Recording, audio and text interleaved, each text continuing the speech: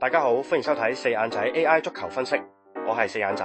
我呢條 channel 主要係分享 AI 分析網絡上面嘅球賽往績數據，去模擬球賽結果。如果覺得內容有趣嘅話，就記得 like、comment、subscribe。唔講咁多，我哋馬上開始。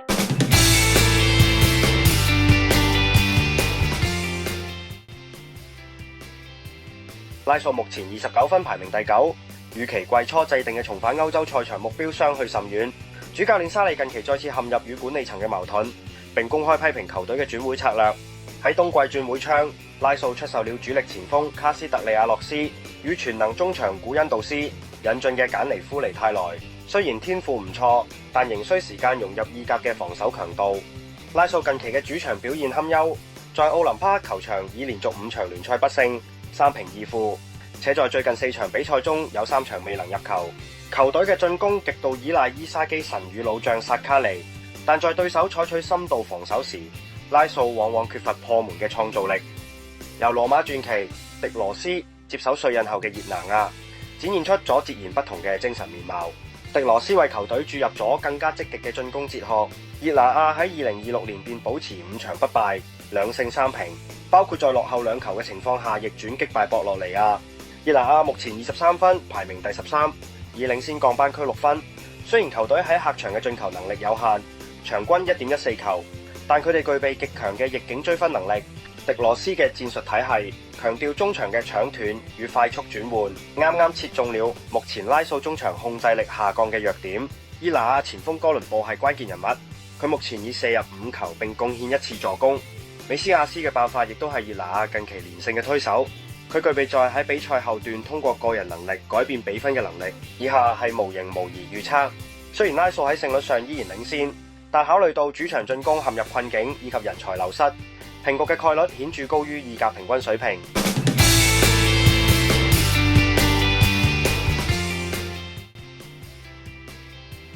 愛斯賓奴本賽季係西甲最大嘅黑馬，目前34分，排名第5，正全力競爭下賽季嘅歐聯席位。雖然2026年開年以來球隊陷入4場不勝嘅低潮，包括輸俾巴塞隆拿同基羅納，但其主場戰鬥力依然強悍。本賽季主場錄得6勝1平4負。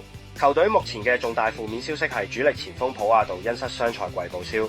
普亞道嘅缺陣意味住愛斯賓奴失去咗最穩定嘅得分點，呢個讓老將米拿必須承擔更多進攻職責。米拿目前已經有6球進賬，而且係隊內嘅關鍵傳球次數領先者。阿拉維斯目前22分，排名第15，僅比降班區高出1位。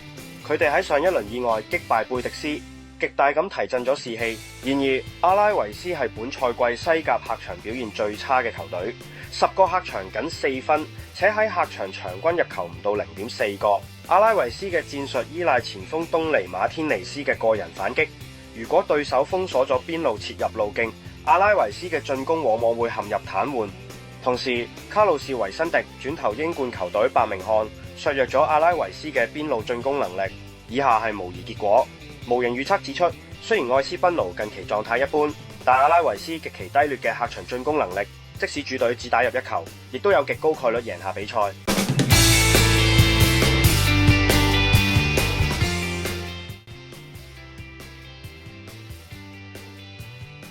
德甲第20輪賽事，星期5由山羊軍團科隆喺主場迎戰狼堡和夫斯堡。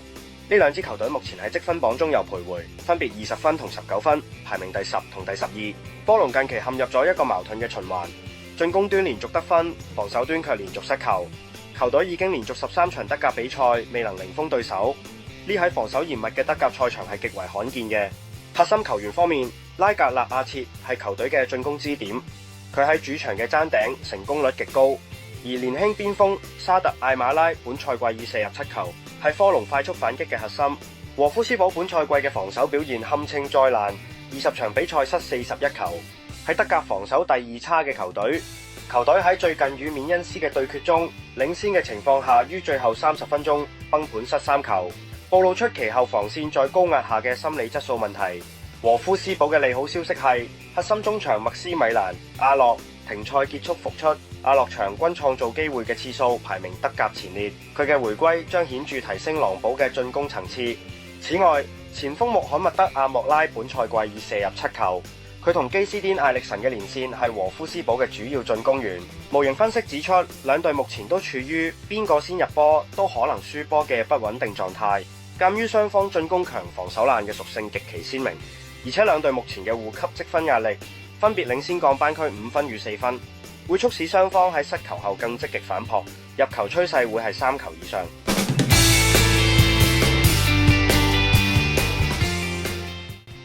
以下係總結3場球賽嘅模擬結果。